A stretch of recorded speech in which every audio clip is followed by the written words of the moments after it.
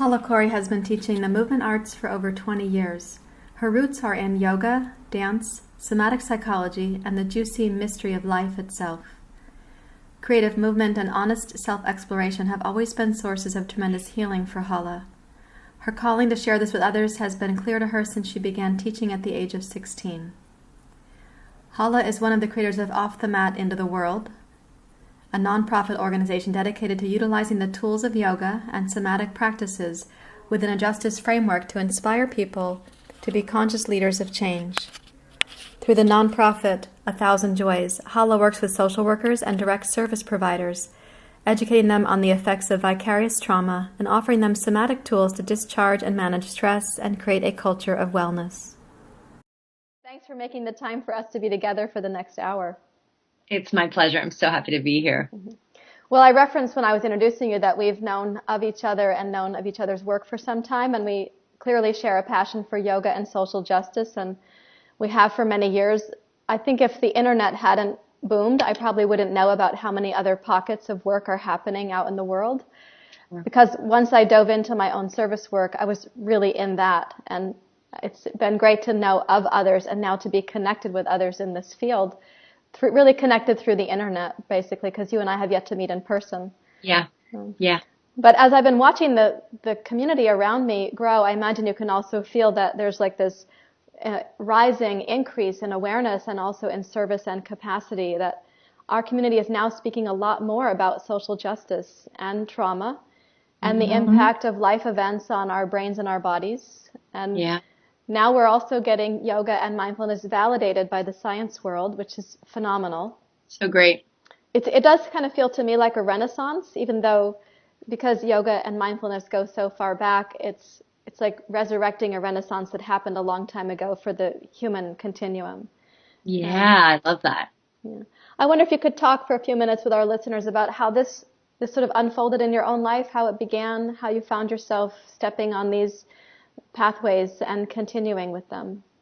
Yeah. I can really look back and see that my journey started so early on. And I often say when I'm training teachers to talk about yoga, I talk about that we're all striving to figure out how to self-regulate. We're all trying to figure out how to feel good. And I can look back on my journey and see I started really diving into trying to figure out how to feel good very early on. In fact, it's our instinct to try to figure out how to feel good. And, I know we're going to be talking about this as we're talking about food.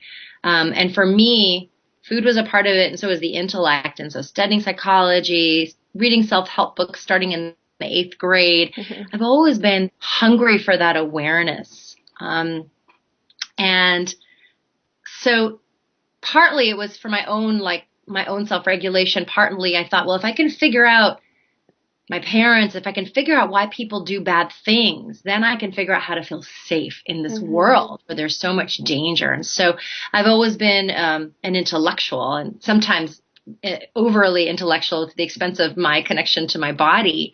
But that did drive me to gather a lot of information and knowledge. Yoga felt like it brought together a lot of the intellectual ideas about how the mind works and how people operate with the embodied component. I always share that I was studying psychology in college and I was a personal trainer, and I was getting the mind-body education before it was a thing or before I knew it was a thing. I knew I was getting an important piece in my psych classes, but they were just talking about our thoughts. And my professors all seemed really disembodied and socially awkward. They didn't really embody what I was trying to strive for, which is feeling at ease in my own skin. And I didn't have the words to articulate that back then. And then in the fitness world, when I was working with clients one-on-one and seeing them make these connections in their bodies just by a squat machine or a hamstring stretch, I hadn't discovered yoga yet. Things were starting to happen. So in the yoga room, when I first took a yoga class, it felt like it brought it all together. There was space to think and space to feel. It felt really different than other spaces I'd encountered before. That's really phenomenal that you could identify it. I mean, going along as someone who was interested in your thoughts and then arriving in an environment where something could happen in your body and you were available to feel it. I was not available to feel it. I wasn't. I was like, this is good. I got to get back on the treadmill. Just binged on chocolate, and this is intolerable. So it was more of like, this is really good, but I'm not available. Uh-huh. Uh-huh. But I was like, take note. One day you got to do this yoga thing. Right now, I'm way too dysregulated, and I jumped right back onto the treadmill, listening to my music and reading my college textbooks. But it did land somewhere. Like it landed more like for my clients. I wasn't really ready to let it land in me. A few years later, it did, and I could enter into that space in a different way. Yeah. Well, I appreciate your candidness about that, because I think that's actually a very common experience, that we taste something. Like I certainly did in my own first awe-inspiring yoga moment, which wasn't called yoga at the time. But we taste something and then we can bounce away from it without knowing why we're bouncing away from it. Yeah. Yeah. I remember noticing the teacher's feet and looking at her feet and saying, whatever that is, I want that. Now I can look back and say she was really grounded. There was a way that she just tread the earth that felt really regulated to me. I didn't have these words. It was a feeling. Yeah. Yeah. And a few moments back you said you experienced that, and then I asked you a question. You said, oh, no, wait, I binged on chocolate. I got back on the treadmill. I put my headset on. I looked at my textbook. What was happening for you at that time in your life? What purpose did chocolate serve, and how did the treadmill help? The chocolate served the purpose of helping me feel good as a result of all the tension that was building up for all the ways that I wasn't speaking my truth, all the ways that I wasn't allowing myself to be who I really wanted to be. That behavior started really early on. I learned it at home. I learned it living in a home where there was a lot that wasn't expressed and a lot that wasn't said. And I didn't have the tools to say it or express it, but I could go eat a Cadbury and it would all go away. And that was common behavior in all of the women in my family, is we used food to self-regulate, or bargain shopping. And in our culture in Lebanon, like you don't rock the boat. You know, it's all about, it's got to look like everything is okay. We don't want to embarrass whoever it is making us uncomfortable. And so I learned that behavior way early on, and it haunted me up until my mid-20s. It really did this. And I couldn't connect the two. While we're in it, it's so hard to know while we're in it, why we're in it. Why was this tension building? Why did I need to do this behavior of eating all this sugar and for a moment feel good, and then it starts all over the next day? So yeah, that continued through college for sure. And, for me, I look back as it was a coping mechanism I was taught that was very cultural. Especially coming from war. We left Lebanon because of the war. And every time I go visit Lebanon, I'm always struck by how important food is there in this culture where there's bombs and there's fear. People value food. I mean, you go to have a meal, like the table covered in food, and they do that 4 times. They take away the first course, and you don't get your own serving of food in Lebanon. It's huge platters in front of you. Eat as much as possible. And so there's a huge cultural piece for me of coming from a culture that values food and pleasure in the face of so much uncertainty. And it got carried over in my family of origin. Yeah. So fascinating to hear you talk, because you have just a few minutes prior said you were living in a family system that didn't have, women didn't have much of a voice, but you're very articulate. Yeah.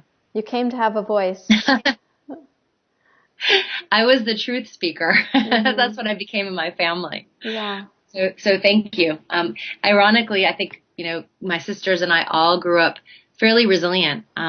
We were protected enough, and, my mother really took care of us and protected us.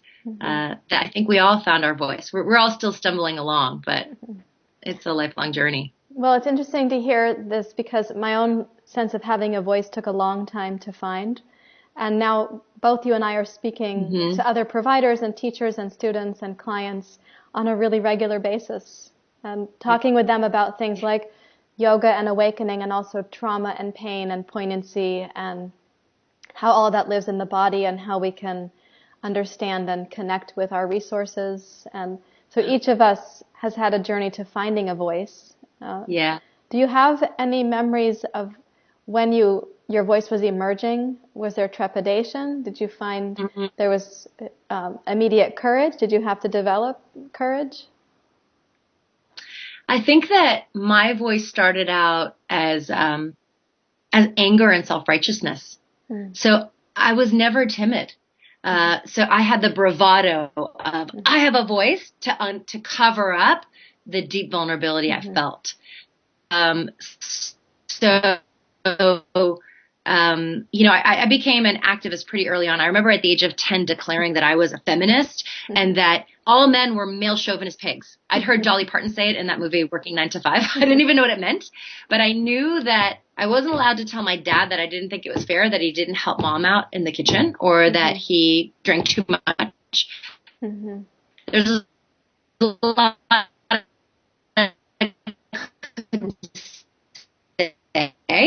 So then I got to just become a feminist, not know what it means. And so I started having a soapbox very early on. Then it became animal rights and vegetarianism. And so I've always had the soapbox. The problem is that I was lashing out. I was pouring all of that unexpressed stuff onto others and to tell them how they should live and what they were doing wrong. And so that wasn't really working, but it was me thinking I was using my voice. And only with maturity and some really deep compassion for myself could I refine that and realize, oh, I want to be angry at anger at my father or my mother or whoever. And I had to do some really deep work of owning my own feelings rather than blaming others for it and then using food to mask my vulnerability. I think over the last couple of decades, my voice has softened, which has been access to my real voice. Yeah, that's so well said. Thank you, Hala. And I know that your voice has become really important in the yoga community and also in the trauma-informed care community. I wonder if you could talk for a few moments, since a lot of our listeners are working with things like addiction, disordered eating patterns, behaviors of self-harm or shame. Could you talk for a few moments about how trauma stays alive in the body? Like, where does it live and how will we know that it's there? Yeah. So I'm trying to be concise here. When we're unable to navigate an overwhelming experience and we're not able to express whatever impulses or words we would have wanted to express, that impulse stays alive in the body. And this really comes from the work of Peter Levine, who was my teacher in somatic experiencing, who observed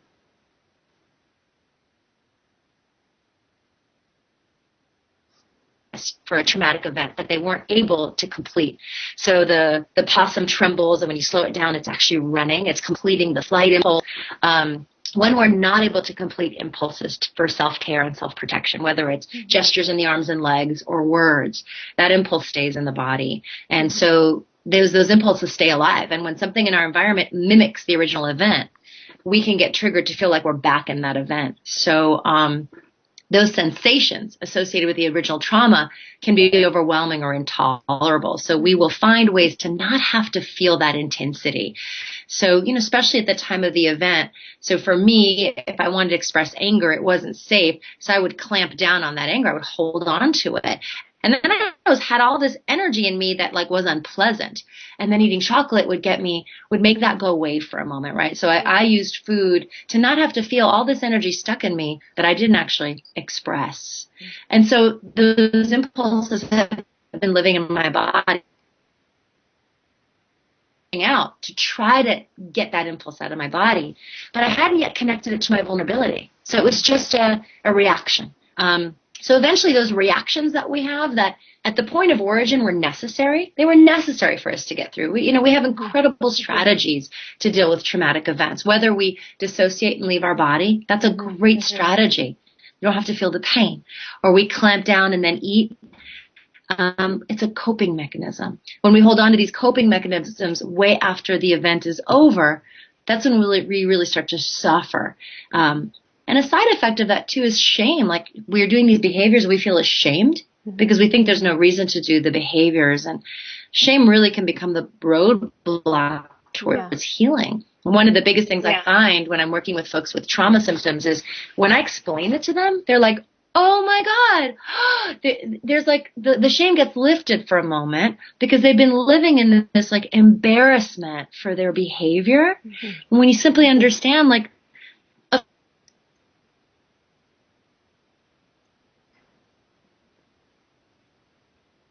course you're going to be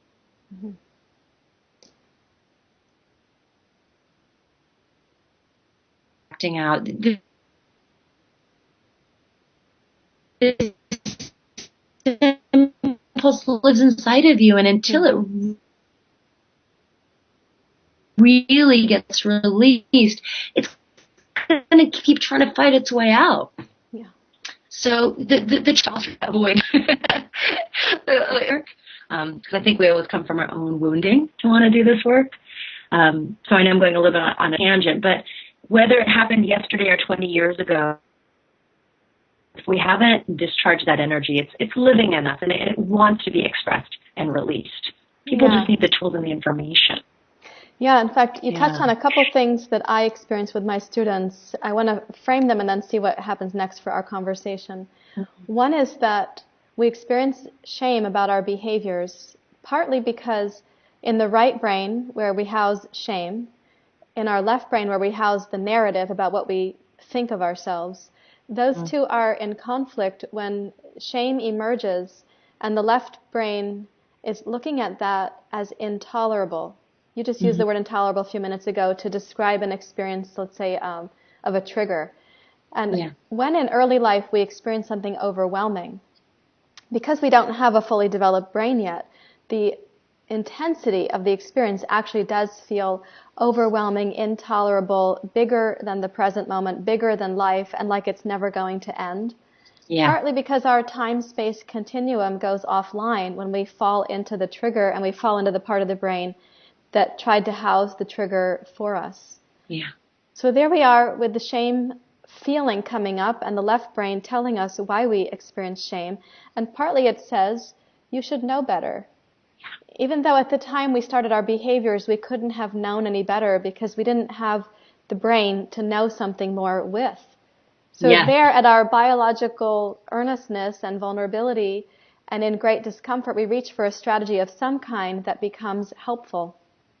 And if it's helpful, we will repeat it because we learn how to repeat that which works for us. So we get some soothing and then some more soothing and then it's soothing again. And if it weren't soothing enough, we wouldn't keep doing it. But that becomes our go-to behavior, our addiction, our compulsion, in my case, my eating disorder, my self-soothing strategy, my one big life skill that I could use to navigate the world. And I was then old enough to know that I could do it differently. My biological age had gone on, but my skill set hadn't developed new skills yet. So I could say it all the time to myself, I know I should not be doing this. Of course, as we do it.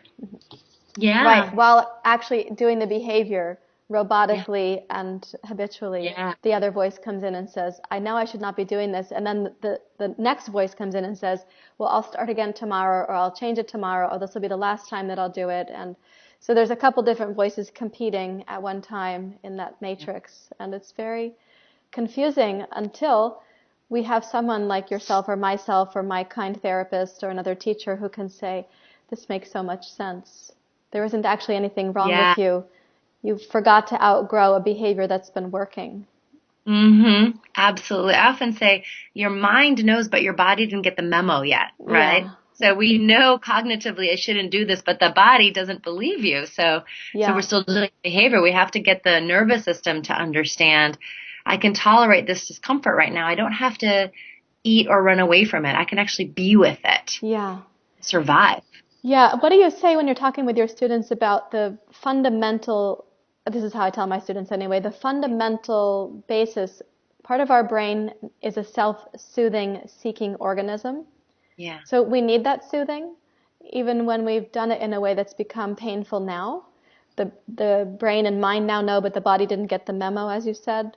But we still need soothing. Like just taking away the painful behavior but not providing some kind of soothing would be even more painful. How do you talk about self-soothing with your students? So the way that I talk about it, and I love it, I feel like we're saying the same thing and using slightly different words, is we talked a lot about in somatic experiencing about finding a resource, and the resource is in present time, so we can tolerate the discomfort of that thing that we think.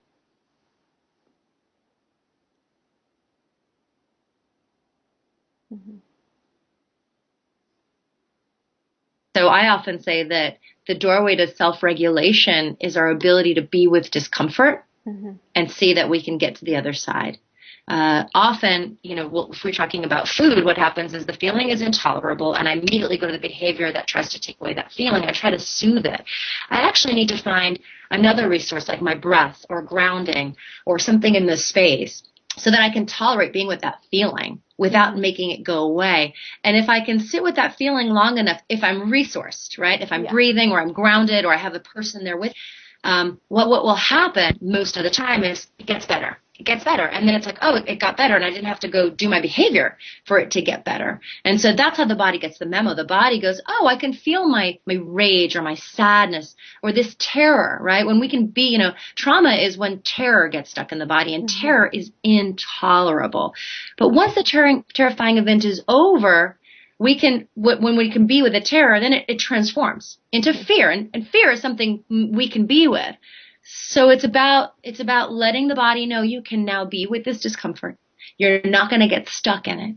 And that our sensations and our emotions are often changing, just like the clouds in the sky. Yeah.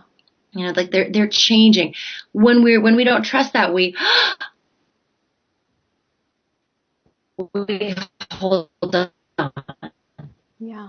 And then we use or we do whatever we need to do because we're worried it'll never change. And again, like you said, for the small child, it doesn't feel like it's ever going to change. It feels like it's always been there and it'll never go away and it'll always be there. So even though we have adult bodies, it triggers this little kid in us that goes, oh, no. This one I can't feel. And we want to run away from it. Yeah, and actually in some triggers, when we get triggered in a certain way, the language center goes offline, and so does our ability to be in the time-space continuum that we're in. Absolutely. So we fall back to the part of our brain that didn't have a time-space continuum.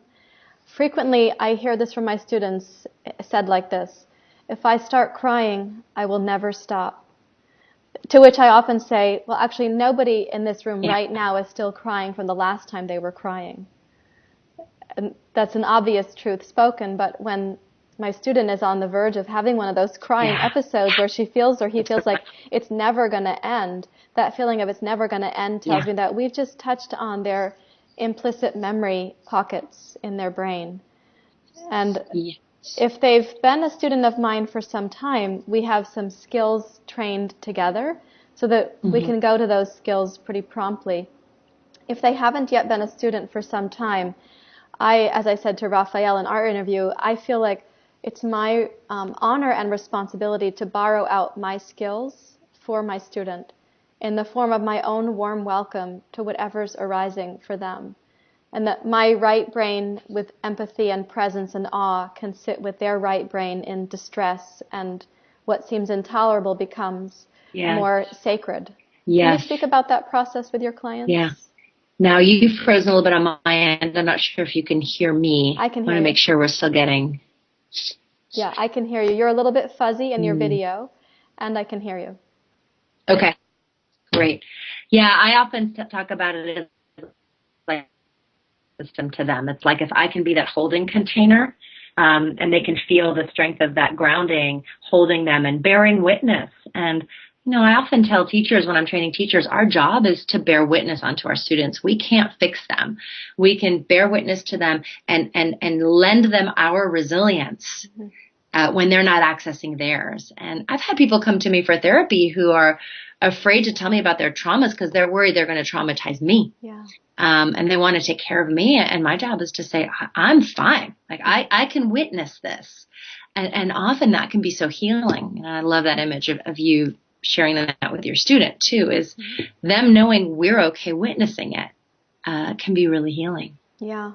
Yeah, Yeah. something else that you said a few minutes ago, it reminded me that there's a common experience with different language cultures. And Yeah. one of those is in the work that I teach with Hunger, Hope, and Healing, we talk about your personal buoyancy, which I sometimes call personal buoyancy factor. Like, how high is your personal buoyancy or your PBF Yeah, I on this love day or that. on that day? And you were talking just now about resilience or feeling resourced. And that's personal buoyancy is like an investment that I teach my students to make in their well-being so that they're more resilient, not less, willing to be vulnerable in an appropriate way, not in a collapsible or super fragile way, and more courageous, more a sense of confidence in their own journey. But personal buoyancy is the fourth life skill,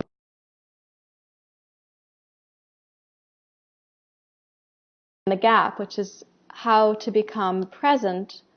And then we go to getting comfortable feeling uncomfortable, which is how to tolerate distress just enough, whether the distress is joy or sorrow.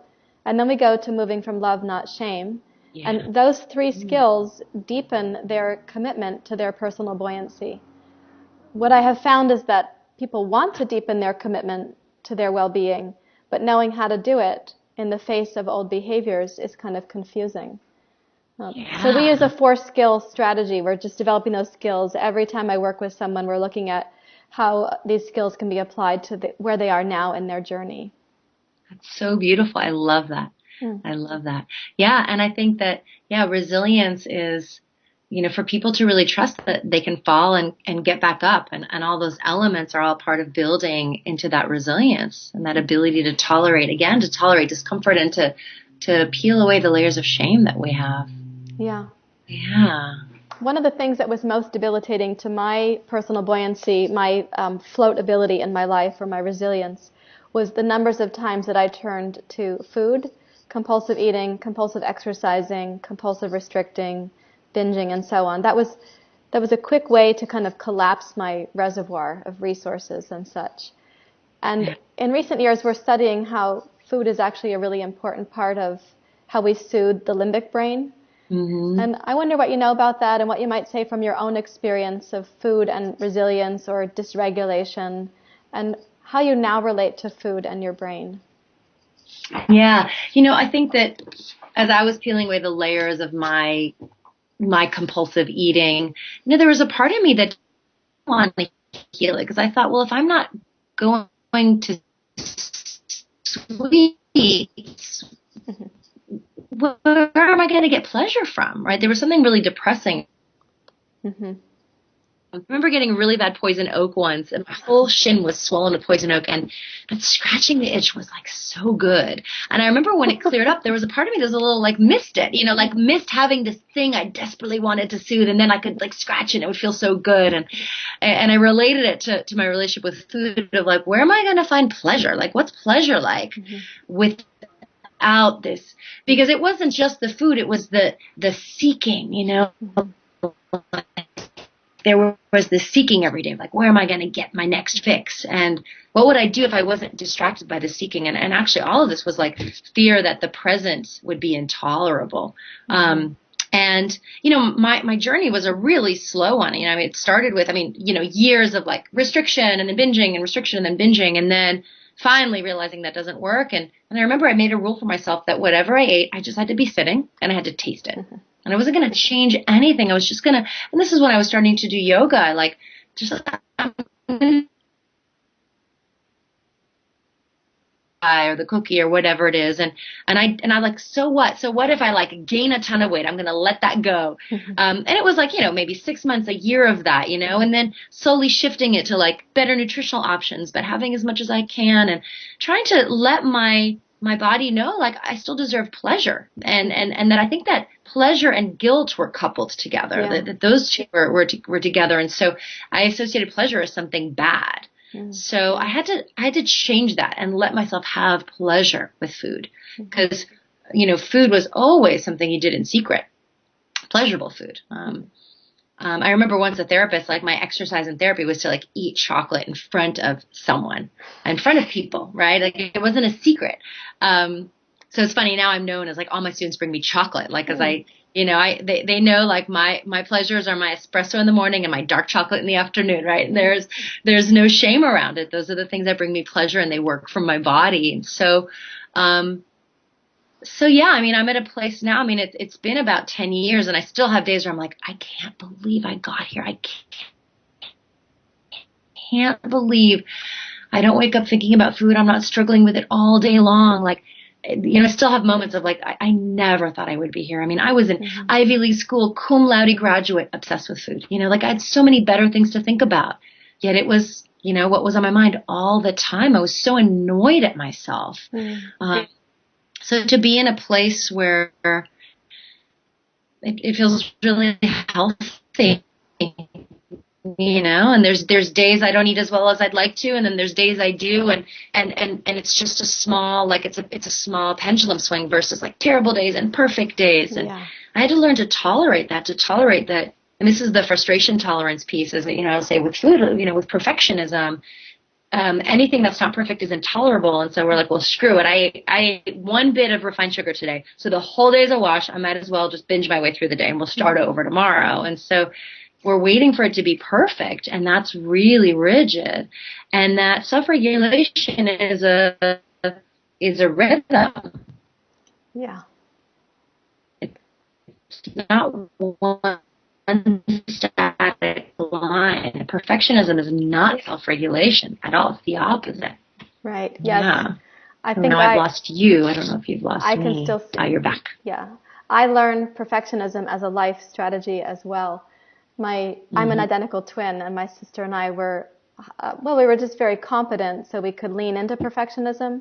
I'm not saying competent like arrogant about it. It's just that we both had really keen pitta minds, so we could take information and transform it into knowledge, and we could produce that again and again. And she was valedictorian in our high school, and I was salutatorian, and we're twins, so it was really obvious who's graduating. At the top of the class was my sister and I, and that went on to college and so on. And perfectionism was the reason to keep going for a time.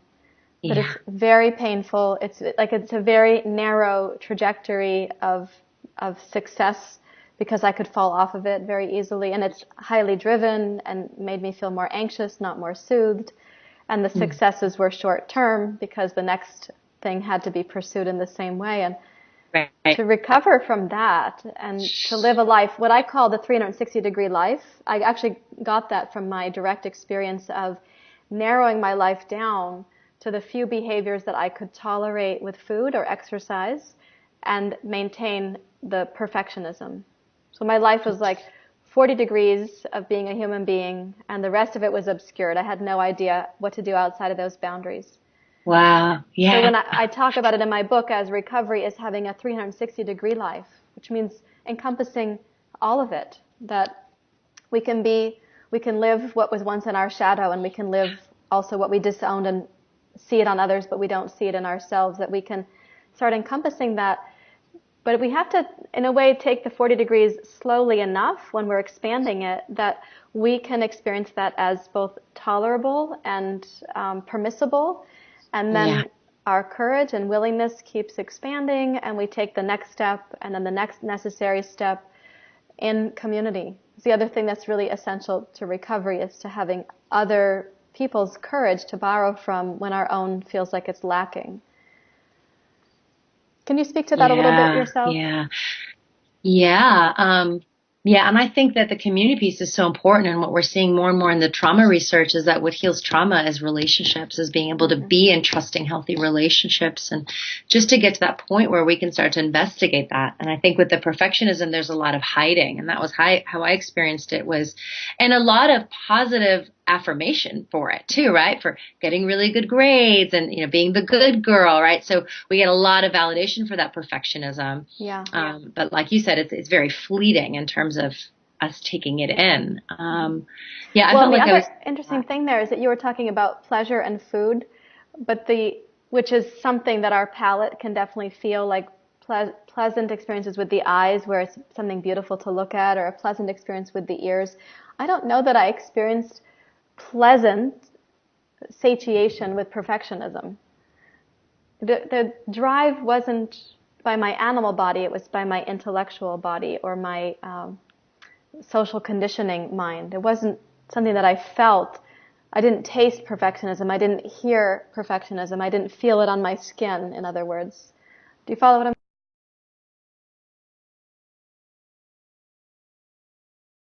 Like what you were saying was that with the perfectionism, it wasn't actually pleasure, that we weren't letting ourselves take in the pleasure. Is that what you said?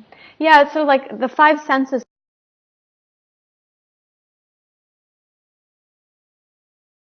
but there was a sense that pleasant actually happened. Like a pleasure sense got satiated, even though it was a short duration.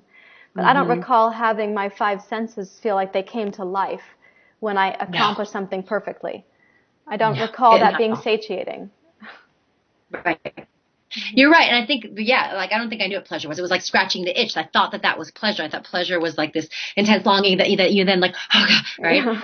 But that's like, that's not pleasure. Pleasure is more spacious and long lasting. Absolutely. I remember, I mean, the first time I had a taste of with yoga, that like yoga made me feel good in a way that didn't like go away right away, that like hung out for a moment. I remember thinking, this is interesting. I'm not just chasing the next high, right? Like chasing a high with sugar and then with exercise, like just always chasing. And I think that was the other piece, is that chasing was really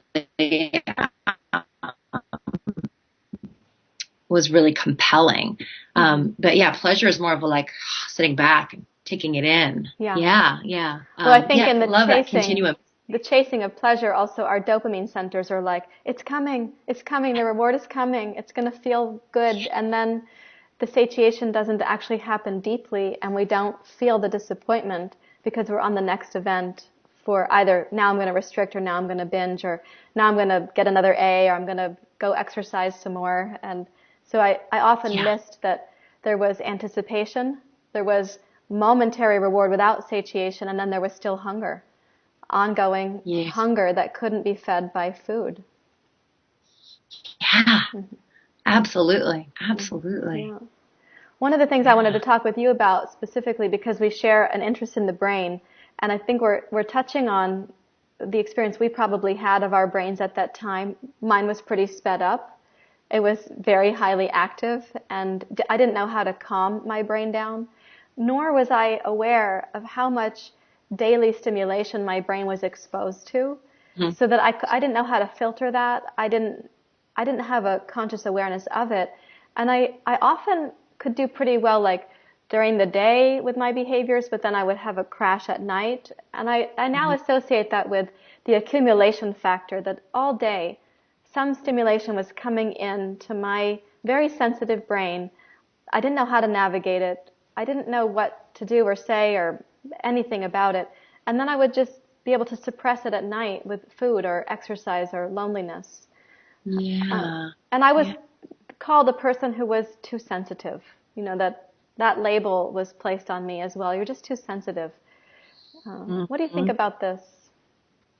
Yeah, I think that, and I work with a lot of people who were told that they were too sensitive, and again, it created another layer of, you know, having to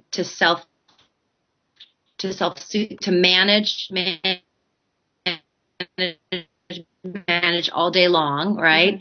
And then nighttime comes, and I think nighttime is a typical time for a lot of us when these behaviors come up, because we're not distracted or we're alone, and then they can come up, and then we want to find our soothing behaviors to bring it down.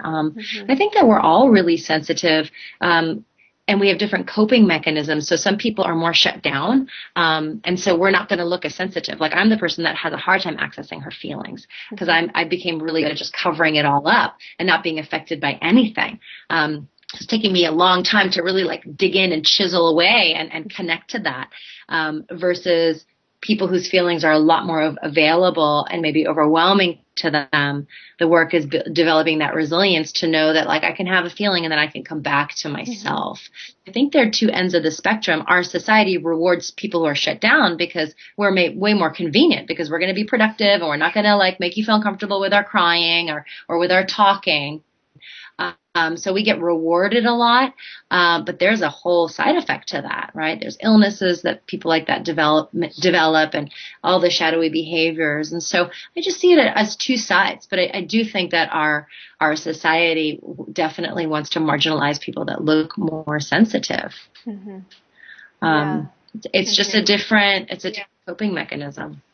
Yeah. And so we're likely coming from the spectrum on different sides, which is wonderful to have us looking at. Well, how do you find that sensitivity that is most alive and porous, but also stable and available as a resource for information, not reaction?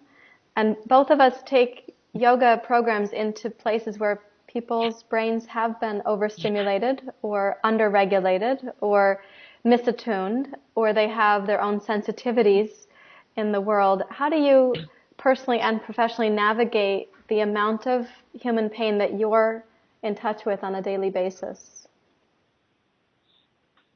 It can be hard. I just came off of a week-long intensive, and I had a day there where I was just really raw. I would just get in my car and cry. I was really feeling it. And I had to really make sure that I was coming home at night and, taking my salt bath and watching my comedy show. Like, those are my two things. And setting boundaries around work. I think that the more that we do this, the more that self-care becomes our ethical responsibility. It's not an indulgence. It's something we have to do, because if we're super dysregulated from the work, we're not going to be able to be present for our students and for our clients. So I think I'm still finding a balance with it. Mm-hmm. I've gotten over, I used to feel a lot of guilt. I used to feel like, well, I can't go take care of myself. There's so much suffering. Like, there's no time. Mm-hmm. And I'd have a lot of judgment for anything people did that was fun. I remember a couple of years ago, we went away for a weekend for the birthday of a friend of my husband's, and they had a poker game. They were teaching us all to play poker. And I'm sitting here going, who has time to play poker? Like, the world's in crisis, and I couldn't just have fun. And that's when I know that it's gone too far, and I need to practice some self-care, because I do have the privilege to practice self-care. Many people don't. And if I have that privilege, I better do it so I can maintain my resilience in spaces where people don't have that privilege. And so it's been something I've been really cracking away at for the last couple of years, because I never valued self-care at all. I always thought of self-care as like getting your nails done and going to the spa. And that can be self-care. Is also about self-preservation. It's about trying to stay alive as we do this work. And I don't feel guilty about it anymore. I really do try to providers around self-care. Before giving them self-care tools like drink more water, get more sleep, ask for help, I help them uncover their limiting beliefs around self-care. Because many of us that are engaged in this work, we took care of our siblings, we took care of our parents. Mm-hmm. We had to take care of everybody else to survive. So that becomes our skill, and that becomes our profession. And to actually relax can be connected to being unsafe. Yeah. So we do a lot of work. I try to encourage people to do a lot of work to look at our limiting beliefs around self-care, because if you grow up unsafe, self-care might mean that you're going to get hurt because you're not being hypervigilant. Yeah. So we have to uncover that so that then we can do the small behaviors that let us have our day, have some, in somatic experiencing, we talk about being in the red, which is when we're in the trauma zone, and then being in the blue. And we have to have times where we're going into the blue and not stay in the red all the time. And that's what happens with direct service providers, is we get hooked onto the trauma. And then what can happen is we become part of the problem, because we actually we can't tolerate downshifting into the blue. So we kind of want to maintain this state of high intensity. Mm-hmm. So self-care is really, really vital.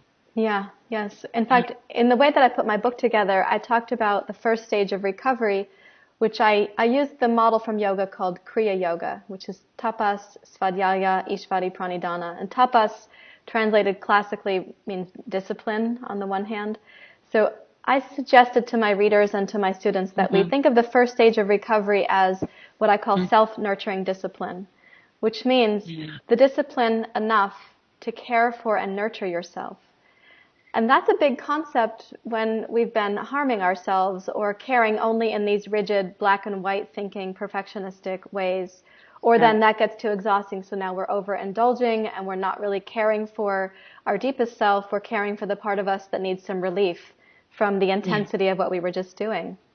Yeah. And in the whole process of self-nurturing discipline, if I start with one item from what I call the body dashboard, which means the 7 essentials as to how you can care for your body on a daily basis. Let's say I start with hydration, and I recommend to the student that they practice hydrating themselves on a regular basis. Just watching how that unfolds will give us a lot of information back about self-care and self-nurturing discipline and valuing yourself enough to hydrate. I often get a kickback on this concept that a person could hydrate because it'll be inconvenient to have to go to the bathroom so often, or it'll be inconvenient to get up at night to go to the bathroom, or if they're in a meeting, they're not allowed to have water in this particular meeting. Maybe they work in the emergency room and water isn't something that they're supposed to have a lot of because they have to then go empty their bladder. There's a lot of kickback for this really fundamental need that the human body has. And yet, if I present it in a way that's like, this is going to give us really important information about why food is so hard. Let's not start with taking away your guilty pleasure foods, you called them, or your secret foods, because we don't yet have the skills or the resilience or the tolerance to do that. Let's start with water. Then I get some buy-in and somebody starts with hydrating, and it's really empowering to see. So the part of them that has seen them not taking good care is now seeing another part of them hydrate. And I talk about it almost like the feral cat syndrome, where the part that's been wanting to be cared for starts looking around the corner like, is she really doing it? Is he really taking care of me? And they start trusting just a little bit that the self-care is coming, and it builds a really nice foundation for the other items on the body dashboard and the other self-care practices that we need. Yeah, I love that. It just sounds like a great way to begin to interrupt the pattern in a way that's more accessible. We're not going right to the most difficult piece. It's like, what's the lowest hanging fruit? And I often say hydration is really like, if you can do one thing, let's just start to drink more water, and then we can get to the more difficult things. I love that. Yeah, and it also starts to, like, what gets revealed in this whole practice of, let's say, hydrating, what can get revealed is, how do I forgive myself when I don't hydrate? Yeah. Or do I use the same self-punishing voice that comes from my shame, what I call the shame monster? Or how do I just start again in the next moment when I realize I wasn't hydrating? Or how do I learn about this, what I call the self and other dilemma? Like, here I am, I now need to go pee, and you want to talk to me. How do I say, I need a moment to myself, or this is a really important question, but I'm going to take a break right now. And when I was first teaching yoga, I wasn't completely well from my eating disorder. And frequently at the end of class, I had drank enough water that it was time for me to go use the bathroom. And students had questions. And I recall the difficulty of just saying to them, I need a few moments to myself before I can answer your questions. Yeah. So in the self-other dilemma, prior to my recovery, I would have prioritized them. And I was very good at being self-denying. So just something so simple as that, to say, I need to feed myself before we can have a meeting, or I need to have some rest before I can answer the questions for the staff here at the nonprofit. To be able to say that it's like looking back, it's miraculous to be 20 years later still saying, this self-care is so vital, so important. Yeah. Yeah. And I feel like it's about building a trust that our psyche trusts that we've got our own back, right? That we're going to really take care of ourselves, right? Because otherwise there's a part of us that's always in fear. Well, are you not going to feed me properly? You're not going to drink water to please others. And I love the water thing because it does require us to sometimes set boundaries in the moment and ask for what we need, because our bladder is speaking to us. And what a great mirror for, I can really relate to that. Like, so much of my stuff was relational, and I was everyone's caretaker, and I didn't have lots of relationships where I could really speak my truth because I was taking care of everybody, because I thought that's how you got love, was by being people sicker than you. care of them, and then they would never leave you. Mm-hmm. So those needs weren't being met. So I was finding a way to try to meet it for myself. Yeah. Yeah.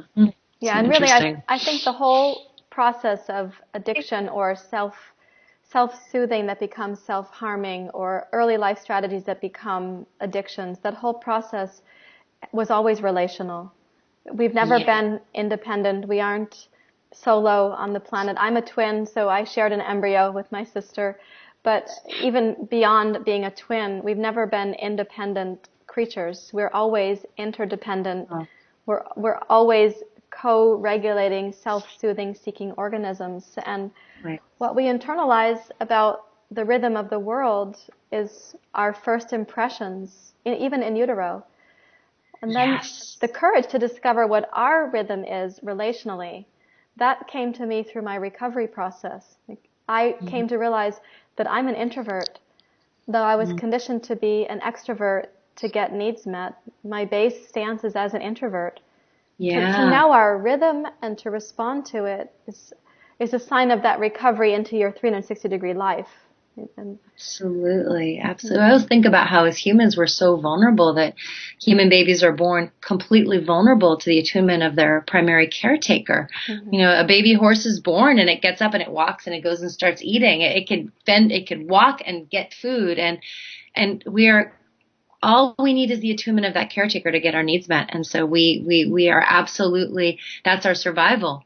And if we're not attuned to, we're going to shut down or develop other strategies to try to get our needs met. And I think that's a big piece for all of us, is to trust our rhythm in relationship to other people, to know what it's like to ask for what we need. I mean, gosh, that's one that's still unfolding for me, and boundaries, I had a big revelation that my therapist said to me the other day. She said, if you set a boundary and then that other person is being nice or kind, like, you still keep your boundary. And I was talking a lot about my parenting, how I'll set a boundary with my kids, and then if they're really good, I break the boundary. It's like, no, there's still a boundary, and even though I know this cognitively, it was like, really, boundaries are not just for when it's crisis and you're really angry. And, I think for me, that was a big one with the food. I didn't know what it was like to set boundaries. I didn't. And the food was something I could control because I wasn't letting myself set boundaries in relationships. So those were kind of unpredictable. And as we find our rhythm with ourselves and in relationship, it's like we can trust that I'm gonna take care of myself. I'm gonna say no when I need to. I'm gonna rest when I need to. And I'm still really learning that one. Yeah. I think one of the places that we learn that rhythm, that we can learn that rhythm, I should say, because the yoga community has changed a lot in the 25 years that I've been involved. But so sometimes the classes that are being taught right now, the pace and the rhythm are very much up to the teacher. Yeah. I'm trying to teach yoga teachers not to be so dogmatic about that, like to say something more than just inhale, exhale, release from a yoga pose, for example. But when I'm teaching students about using yoga as a recovery tool, one of the significant things I want to offer them is the chance to discover their rhythm and to keep discovering what is that rhythm, where they feel their heartbeat, they feel the pace of their breath, they notice the change in their breath pattern when they have a thought or when they have a kindness towards themselves. And they start, in fact, I often teach yoga, what I call yoga for the right brain. In my book, I made a suggestion to the reader that we need a recovery process that is using the whole brain, not just a left brain strategy where it's scientific and logical and makes sense and we've got the right amount of protein in our diet and so on, and not just like intuiting and feeling our way and listening for the next intuitive moment with food, but a whole brain strategy. So when I teach yoga for the right brain, I'm often asking my students to listen to the sensations in their body as if it was a musical event. What is the cadence? What is the tempo? What's the instrumentation going on? And how does your breathing intersect with that musicality? And how would you like it to be? Like, you can have some leadership over this music called sensation. What would you like to see happen here? And frequently, my very left brain students will say, music? I don't hear any music. There's no music going on. And I'm saying, well, if what you're getting is silence, that's actually an improvement to constant chatter. And your brain might be going from the left to the right, and it may take some nudging and some consistent invitation from me to help you come into incorporating the value of your right brain for recovery, not just the perceived value of the left brain for the recovery strategy, but the big resource in the right brain as well. I'm watching you nod. What do you think? I love that. You know, I talk about rhythm all the time. I love it. I want to come take your classes. I talk about that in yoga, we can find our rhythm. And that just because it's yoga doesn't mean we're doing that, and I used yoga in my addiction way for years. I did yoga for 10 years without feeling my sensations. It was simply an imposition on my body. Just because it's yoga doesn't mean it's going to heal us. So how do we look at the way that as teachers how do we give our students space to start trusting the rhythm of their body with enough containment where they feel held? And because that's what it is trusting the rhythm of life, trusting, all right, my inhale is expansion, and then there's a contraction, and then there's an expansion, right? The breath teaches us that, but the breath can also be used in an oppressive way to manage, which is why I don't always teach breath, because some people don't have access to breath. So I teach grounding. Can you get grounded? And then maybe the breath will come. But when people have high anxiety, trying to breathe deeply just heightens their anxiety. So sometimes grounding is the doorway in. Sometimes sensation or image is the doorway in. And then the breath comes, and it's like, a sign that we're getting more regulated. I like to start also with sensation, and I'm using the model of the koshas. So I'm going to just say a little bit about that and see what you think. It's mentioned in my book, though. In a book, you only have so many pages, so you can't unpack everything deeply.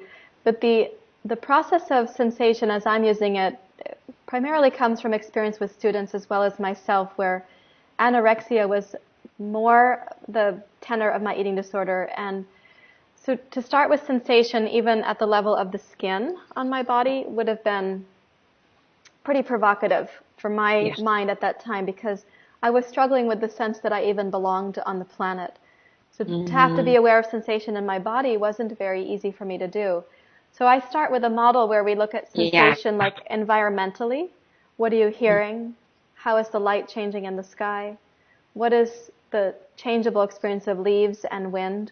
And to become first aware of the senses at that environmental place where it's more neutral, less provocative. And then we titrate the skill of that to come in through the skin of the body and the feeling of the muscles and the bones. But we start at the periphery where it's more neutral. We're not like deep diving to the belly, for example. And we keep going through the layers of the koshas to feel things more and more subtly. But we're building the skills out here. And when we come in, if a student gets triggered by something that's too much too soon, we just back out a few degrees and see, where do things start to feel rhythmic again for you? Where do you have a sense of belonging and awe and permission? And if that means going back out to the most distal sensation, then we do that. But if it means just a small pendulation, then we do it that way. And we're working on this process so that they're building the skills and also having the direct experience of self-regulation in my company. So I'm offering like the antenna that is me to the antenna that can be them. Is this similar to some of the work that you're doing? Absolutely, absolutely. The way that the language that we use is that, so we have in the sensory nervous system, we have the exteroceptors, which are the five senses, which sense what's outside of us, and the enteroceptors, which sense what's happening inside. And so to orient externally with the five senses is where we start. So I will often have students just look around and tell me the colors that they notice and the light, smells and sounds. And then I'll invite them to orient internally. And if that's overwhelming, we orient externally again. And then we try to do both. Like, can you keep your eyes open as you touch into sensation? So, you talked about titrating, and that's very much what we talk about in somatic experiencing is let's touch in and then touch out, which is like we're dipping our toe in the pool of sensation and then we're dipping out. We're not diving in. And to take someone, who's, for example, tends to be dissociated, right, to reassociate in the body, too quickly can be overwhelming. And so feeling the edges. So even having people just like I do an exercise where we touch and we squeeze in and then we just open up. And we just find that rhythm of contained inward and then open and expansive. And, you know, I often tell my students that we all have different tendencies. Some of us love to live up in the ethers. We love to float out of our bodies. We're probably amazing artists and creative, but feeling our feet on the ground is our edge. And there's those of us that are very grounded, and our work is to let go of our rigidity. And so how do we speak to what our medicine is in the practice? For some people, it's about opening a little more, and for some, it's about grounding a little bit more. And I find that we're really going to get both, often in a classroom. Right. Yeah. You're reminding me of the concept of rajas, tamas, and sattva. So these are the three gunas in yoga. And in my book, I associated tamas with the feeling of lethargy and stagnation and dullness. Like we've now made this groove in our life and our habit and our behavior so deep that we don't know how to get out of it. We are experiencing imbalanced tamas. But tamas itself was meant to be the foundation for grounding and faith in the process of our journey. It was simply meant to be how we get grounded, not how we get rigid and stuck. Right. And rajas, when it's out of balance, is like I call the Tasmanian devil of doing and acting and pursuing and moving the sense pleasures out into the world and trying to gain things. And that rajas horizontally ends up feeling like a lot of anxiety and fervor. But rajas was meant to be the courage to have the vertical movement of our wisdom embodied, not the horizontal dissipation of this vitality that's pretty temporary in terms of the lifespan of the human body. We want to make good use of it and have it rise into expression where insight becomes action. And then sattva I sometimes talk about as the person who flies off into the ethers, and they look spiritually accomplished, but also kind of aloof and like nobody's home. And so the sattvic experience in balance is like when our minds and hearts are lucid and we're aware that we are one wave in the human condition, experiencing it with countless seen and unseen others, tenderly and compassionately and with some equanimity. I start with tamas because I need to help my students and myself keep having faith in the process, and then rajas as courage, the courage to do it, and sattva as like love and expansiveness. And so we keep cycling through those to build a balanced recovery because, of course, habit produces the likelihood of the opposite habit. So tamas might want rajas and then rajas wants tamas, but then sattva might need a break. And so we're trying to bring it all into balance all the time and start where the student happens to be struggling the most or where they feel ready to encounter their struggle. Yeah, absolutely. Absolutely. Yeah, I just use the image of a tree that we've got to dig the roots deep down so they can rise up. And sometimes we've got to work on the dirt level and nourishing. And sometimes we've got to work on the leaves and, again, the dense energy up into the lighter energy. And there's a direct relationship. We can't have too much of one. So that's all about ratios. The leaves are taking in what is needed. It's not just coming from the ground, but also from the sunshine and the air. There's reciprocity in all ways. In the human tree and in the tree, there's reciprocity. Yeah. Is there maybe one short practice that you could share with our listeners so they can experience some of this themselves? Yeah. Sure.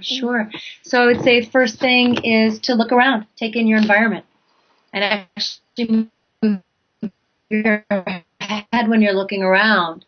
Some of you might notice when you do that you take a breath. When you feel like you're sufficiently externally oriented, you can soften your gaze or close your eyes. Notice what feels good for you. And look for something in your body that feels grounding. It might be your butt in the seat or feet on the floor. Might be your back against the chair. Might be your hands on your body. You may or may not find it, but look for it. Something that feels solid, supportive. And the invitation is to stay rooted in your grounding as you venture in and get curious about anything else that might be happening in your body. You might notice your breathing patterns change. You might notice a particular sensation. When you find a sensation, hang with it for a moment and then ask yourself, what happens next? No need to get stuck on a particular sensation. Just visit, notice what happens next. And try to keep half your attention on that resource of grounding, or having your eyes a little open, the resource of being in present time and space. As you bear witness onto your own sensations, emotions might arise. Do the same with the emotion. And stay curious. Notice what happens after you touch into that emotion. And sit with yourself as you would sit with a friend. Many of us would offer a friend that compassion in an instant.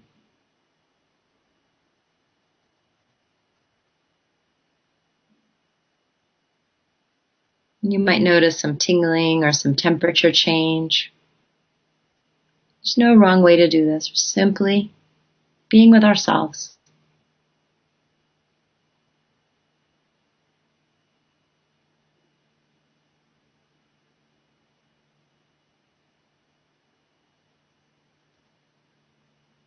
And for this last bit, notice if anything has softened or released or feels more integrated. Just look for it. Sometimes we find what we're looking for.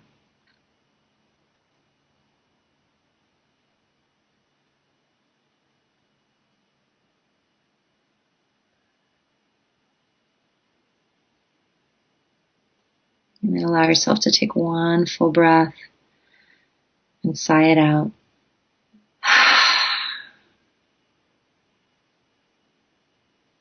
And open your eyes if they were closed. Thank you very much. You're So welcome. nice to be mentored. I teach a lot. It's nice to be on the receiving end. I'm so glad. Yeah. And is there anything more that you'd like to offer before we transition? Something I forgot to ask you, or something you were inspired by that you meant to share? I don't think so. I mean, I think this last piece of, finding a way to be kind to ourselves is really the key. Mm-hmm. Yes. Yeah, the third stage of recovery in my book is called Forgiveness and Freedom. The obstacles are to get those out. Mm-hmm. Yeah. So it's been such a pleasure getting to talk to you. Thank you for having me. Oh, it's really great to hear your words, to hear your voice, and to see also your vibrancy and enthusiasm. And I really appreciate your authenticity as well. It's for me, that's a sign of a person's recovery, as their vibrancy and authenticity come through, as do their vulnerability and the wisdom learned from experience. Thank you very much. That means a lot. Thank you, Sarahjoy. You're welcome.